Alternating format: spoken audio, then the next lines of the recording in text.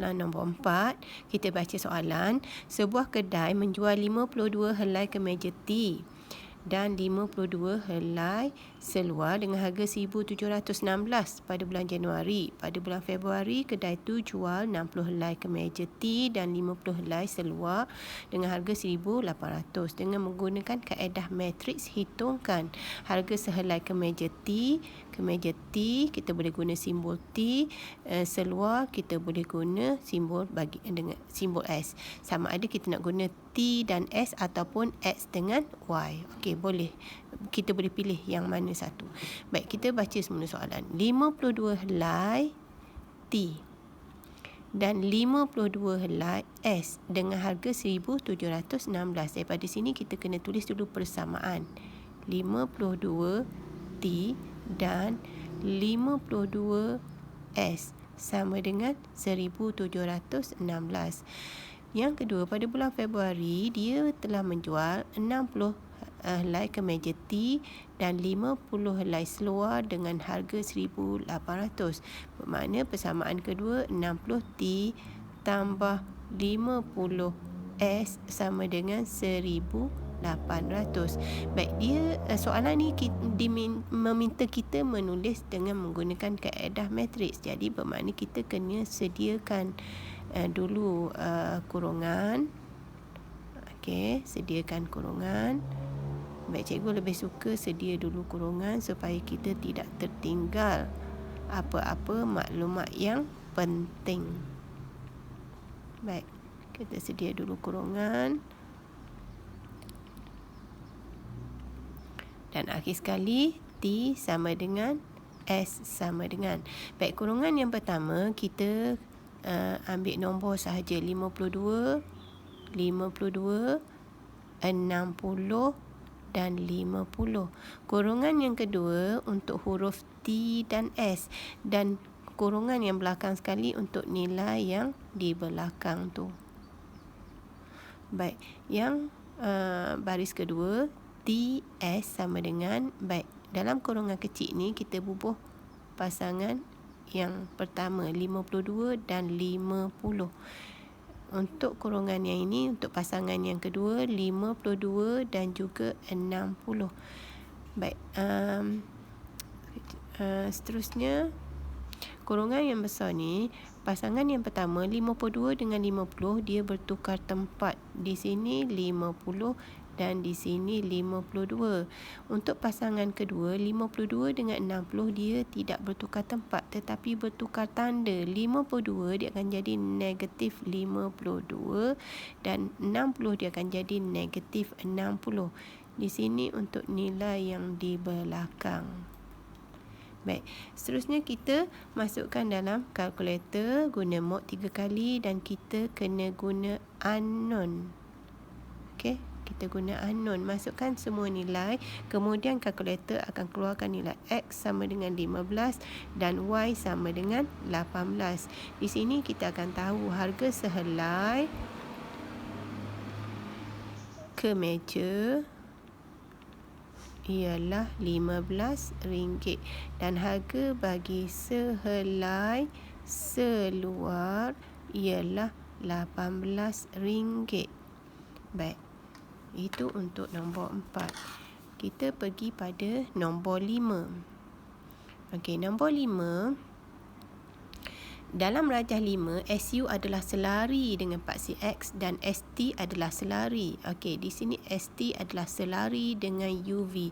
Bermakna garisan ST ni adalah selari dengan UV, bermakna dia mempunyai kecerunan yang sama.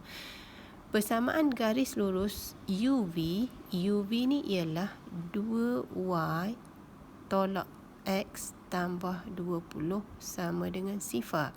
Baik, persamaan garisan ni, persamaan garis lurus ni kita boleh kita boleh susun semula mengikut persamaan bagi garis lurus, iaitu Y sama dengan MX tambah C. Baik, kita susun semula 2Y tolak X tambah 20 ni ke dalam bentuk dia, iaitu Y sama dengan MX tambah C. Jadi kita akan jadikan dia 2Y sama dengan X bawa ke belakang, jadi positif X tolak 20. Positif 20 bawa ke belakang, dia akan jadi negatif 20. Seterusnya kita alihkan nombor 2, yang tinggal ialah y sama dengan x per 2 tolak 20 pun per dengan 2. Jadi di sini kita akan boleh tulis semula y sama dengan 1 per 2x tolak 10. Sebab apa 10? Sebab 20 bahagi 2 ialah 10. Dari sini kita akan tahu nilai m dia ialah 1 per 2 dan nilai c dia ialah negatif 10. Ini nilai c.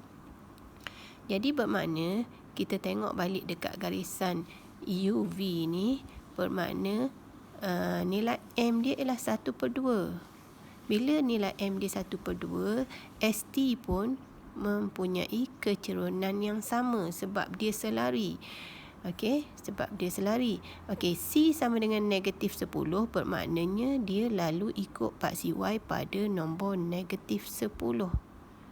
Okey, dari sini kita akan boleh jawab soalan A, persamaan garis lurus SU. Persamaan garis lurus SU, okey, garis ni melalui paksi Y pada nombor 10, negatif 10, bermakna garisan untuk A ialah Y sama dengan negatif 10. Baik, untuk soalan B, persamaan garis lurus ST dan seterusnya nyatakan pintasan X. Baik, ST, bila kita tengok garisan ST, kita akan nampak kecerunan dia adalah M dia adalah sama dengan 1 per 2 dan melalui titik T 69. 6 ni merupakan nilai bagi X dan 9 ni merupakan nilai bagi Y. Untuk jawab soalan B, kita mesti gunakan persamaan arm dia, iaitu Y sama dengan MX tambah dengan C. Baik, Y sama dengan MX tambah dengan C. Okey, di sini kita akan lihat nilai Y-nya adalah 9. Okey, nilai Y dia adalah 9. Nilai M dia adalah 2. Okey, nilai M dia adalah 2. Nilai M dia ialah 1 per 2. Dan nilai X dia adalah 6 tambah C. Okey, dengan menggunakan kalkulator kita akan dapat nilai C-nya adalah 6. Baik, dari sini kita kena tulis semula dalam bentuk persamaan arm dia, iaitu kita kena guna persamaan arm dia, iaitu Y sama dengan MX tambah C, di mana kita gantikan M dengan 1 per 2 dan C nya dengan nombor 6, iaitu Y sama dengan 1 per 2X tambah 6. Okey, kita dah dapat persamaan garis lurus ST. Seterusnya kita nak tahu pintasan X. Bila pintasan X, kita kena gantikan Y dengan nilai sifar. Baik, daripada sini Y sama dengan 1 per 2X tambah 6. Kita gantikan Y dengan sifar sama dengan 1 per 2X tambah 6. Menggunakan kalkulator shift solve, kita akan dapat X sama dengan negatif 12. Baik. Seterusnya nombor 6. Okey, baik, nombor 6, nyatakan sama ada pernyataan berikut benar atau palsu. Okey, negatif 9.98 lebih besar daripada negatif 2. Ini adalah palsu. Okey, palsu. Sebab apa palsu? Sebab negatif 9 lebih kecil daripada negatif 2. Okey, yang ini palsu. Yang B, tuliskan dua implikasi daripada ayat berikut.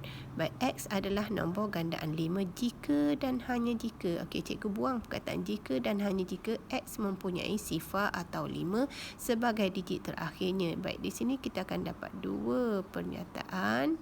Yang pertama, X adalah nombor gandaan 5 dan yang kedua ialah X mempunyai sifar atau 5 sebagai digit terakhirnya. Bermakna bila kita nak tulis implikasi, kita mesti guna jika dan maka. Bermakna di sini Di ruangan jawapan kita kena guna jika dan maka. Baik, di sini kita akan dapat jawapan jika X adalah nombor gandaan 5, maka jika maka X mempunyai sifar atau 5 sebagai digit terakhirnya.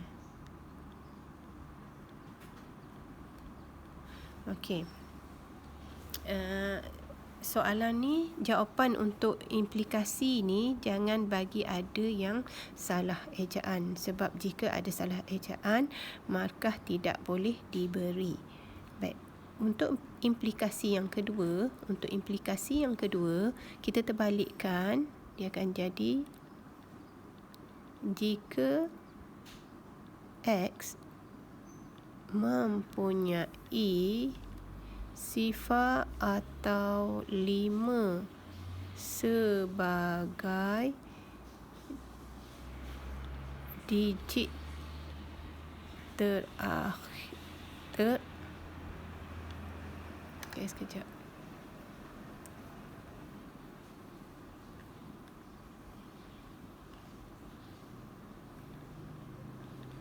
Terakhirnya, maka X adalah nombor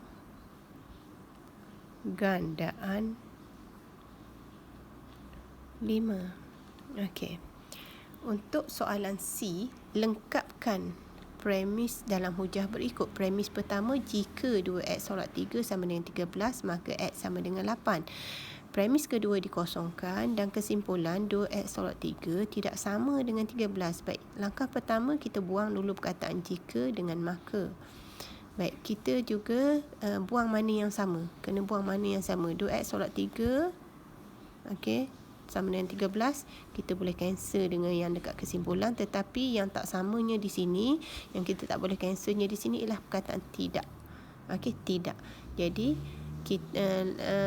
kita untuk jawapan premis 2, kita kena ambil mana yang tinggal. Di sini tinggal x sama dengan 8 dan di sini ada tidak. Jadi kita gabungkan untuk jadi jawapan bagi premis yang kedua. Jadi x tidak boleh sama dengan silap sini. X tidak boleh sama dengan 8. Baik, tulis di ruangan jawapan ya. Baik, untuk soalan D, diberi bahawa bilangan subset bagi set yang mempunyai n unsur ialah 2n. Dia dah bagi kita formula. Jadi bermakna kita kena guna formula yang dia bagi, 2 kuasa n. Tuliskan kesimpulan secara deduksi bilangan subset bagi set P, di mana set P ialah set yang mengandungi huruf-huruf dalam perkataan air. Dalam perkataan air ini ada 3 subset. Ada 3 unsur. Ada 3 unsur, iaitu unsur A, I dan R. Ada 3 unsur dalam ni. Bermakna 2 kuasa N dia akan jadi 2 kuasa 3. Dan bila tekan kalkulator, 2 kuasa 3 adalah 8.